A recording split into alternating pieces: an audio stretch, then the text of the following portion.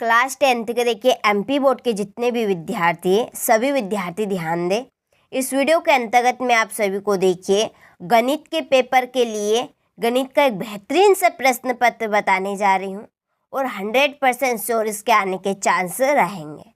ठीक है, तो जितनी जल्दी हो सके उतनी जल्दी आप सभी प्रश्नों को कंप्लीट करें ताकि आप सभी अच्छे से अच्छे अंक प्राप्त कर सकें।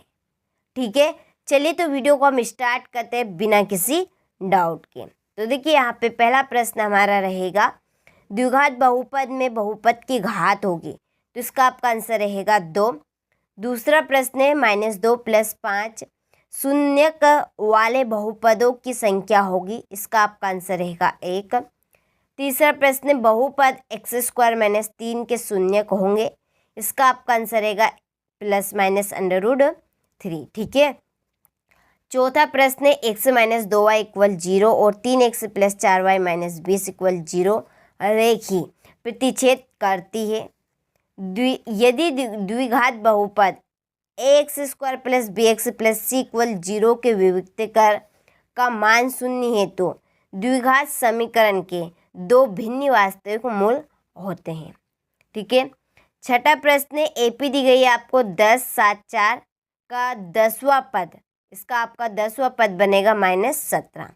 ठीक है, चलिए तो आप सभी स्क्रीनशॉट ले लीजिए अच्छे से इन प्रश्नों का और प्रश्नों को आप अच्छे से कंप्लीट कर लीजिए।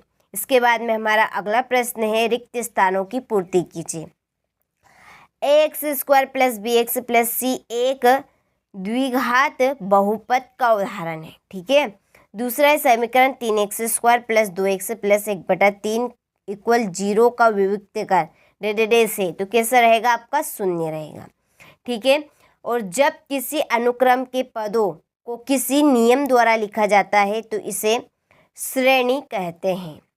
ठीक है, चौथा प्रश्न है सभी वर्ग डेडेडेस होते हैं समरूप, किसी बिंदु की x अक्ष से दूरी डेडेडेस कहलाती है कोटि और 3 संरेखी बिंदुओं से बने त्रिभुज की क्षेत्रफल डेडेडेस है, तो इसका आपका आंसर रहेगा 0।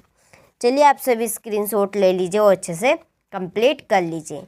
बाद में हमारा अगला प्रश्न है सही जोड़ी मिलाइए। ठीक है, तो सही जोड़ी यहाँ पे मैंने नंबर डाल दिए हैं, आपका ज़्यादा समय बर्बाद ना हो तो आप अच्छे से स्क्रीनशॉट ले लो और अच्छे से आप इनको कंप्लीट कर लीजिएगा। इसके बाद में सत्य असत्य भी है। ठीक है, यहाँ पे मैंने सत्य असत्य भी लिख दिए हैं, कौन सा सत्य है कौन सा असत्य है, तो स्क्रीनशॉट ले ले और अच्छे से आप कंप्लीट कर ले। इसके बाद में हमारा अगला प्रश्न एक वाक्य में उत्तर। चलिए हम इनको एक बार रिपीट कर लेते हैं कि 3 और 12 का लघुत्तम समापवर्तक क्या होगा 12। रैखिक बहुपद की घात कितनी होती है, तो रैखिक बहुपद की घात होती है 1। ठीक है, समांतर श्रेणी का व्यापक रूप लिखिए a + -1d a + -2d। ठीक है, x1 y1 एवं x2 y2 को मध्य दूरी क्या होगी, तो इसका आंसर रहेगा √x2 - x1 की whole power 2 plus xy2 - y1 की होल पावर 2। दो चरों x व y वाले रैखिक समीकरण का मानक रूप लिखिए, तो इसका आंसर रहेगा ax + by + c = 0 और 5, 10, 15 डेडेडेस का अगला पद क्या होगा, तो इसका आंसर रहेगा 20। ठीक है, चलिए तो आप यहाँ से अच्छे से स्क्रीनशॉट ले ले और अच्छे से आप इनको कंप्लीट कर ले। ठीक है, अगला हमारा प्रश्न है संख्या 140 को अभाज्य गुणनखंडों के गुणनफल के रूप में व्यक्त कीजिए। अभाज्य गुणनखंड विधि द्वारा 510 और 92 का HCF और LCM ज्ञात कीजिए।